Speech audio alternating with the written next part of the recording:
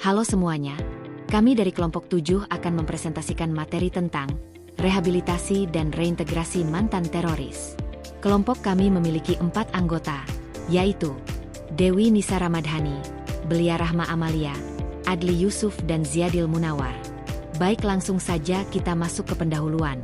Terorisme adalah kejahatan luar biasa yang dilakukan oleh kelompok yang terorganisir. Selanjutnya, rehabilitasi adalah proses pemulihan atau perbaikan kondisi fisik, psikis, dan sosial seseorang untuk mencapai fungsi optimal dan mengurangi kecacatan.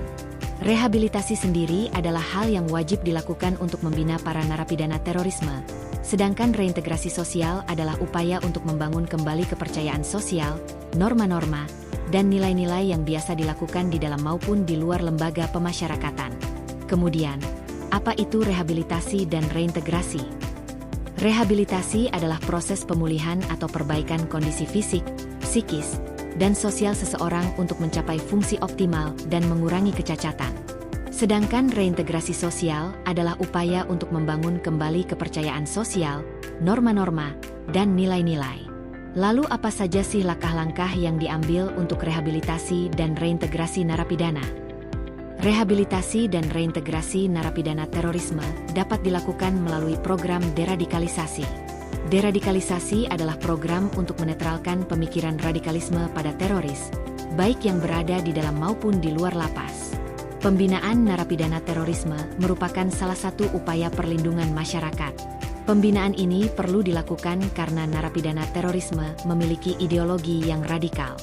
Berikut ini adalah beberapa pendekatan yang dapat dilakukan dalam deradikalisasi. 1. Rehabilitasi. 2. Reedukasi. 3. Resosialisasi. 4. Pembinaan wawasan kebangsaan. 5. Pembinaan keagamaan dan yang terakhir kewirausahaan. Selanjutnya kita masuk ke pembinaan narapidana terorisme di lembaga pemasyarakatan. Pembinaan memerlukan perhatian khusus dan serius dengan memperhatikan kondisi setiap individu pelaku kejahatan, keluarga, maupun lingkungan sosialnya. Narapidana terorisme harus mendapatkan perhatian khusus dan perlakuan yang bersifat khusus. Dalam arti perlakuan narapidana kasus terorisme tidak dapat disamakan dengan perlakuan terhadap narapidana kasus lainnya. Perlakuan terhadap mereka harus sedapat mungkin menghilangkan kesempatan bagi mereka untuk terlibat dalam aktivitas terorisme baik di dalam maupun di luar lapas. Kemudian kita masuk ke bentuk dan jenis pembinaan narapidana terorisme. 1. Pembinaan kesehatan. 2. Pembinaan olahraga. 3. Pembinaan kewarganegaraan dan persatuan. 4. Pembinaan sadar hukum. 5. Pembinaan kerohanian. 6. Pembinaan kesenian dan yang terakhir adalah pembinaan kebersihan dan estetika. Lalu ada perlakuan khusus terhadap narapidana terorisme. Dalam pelaksanaan program pembinaan di lembaga pemasyarakatan, terdapat perlakuan khusus bagi narapidana terorisme, yaitu A. Mendapatkan pengawasan langsung dari petugas. B. Tidak diperkenankan menjadi imam dalam sholat berjamaah di masjid yang tersedia. C. Tidak diperkenankan menjadi pengurus masjid lapas yang tersedia. D. Ditempatkan dalam sel kamar khusus yang terpisah dari narapidana lain. E. Untuk melaksanakan ibadah sholat disediakan tempat tersendiri. F. Hanya boleh dikunjungi oleh keluarga inti, istri, anak, orang tua, saudara kandung. Yang terakhir saran. 1. Penguatan program deradikalisasi.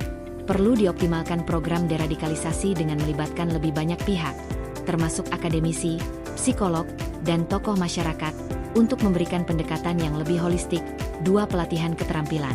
Menyediakan pelatihan keterampilan kerja yang relevan agar narapidana terorisme memiliki kemampuan untuk berkontribusi secara positif di masyarakat setelah reintegrasi. 3. Keterlibatan keluarga. Melibatkan keluarga dalam proses rehabilitasi dan reintegrasi agar ada dukungan sosial yang kuat saat narapidana kembali ke masyarakat. 4. Edukasi masyarakat.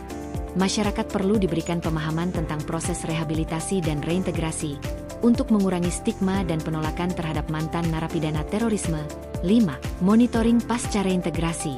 Mengembangkan sistem pemantauan dan dukungan bagi mantan narapidana terorisme setelah mereka kembali ke masyarakat untuk memastikan mereka tidak kembali ke perilaku radikal. Oke teman-teman, itu dia penjelasan yang dapat kami sampaikan. Semoga bermanfaat. Sekian dan terima kasih.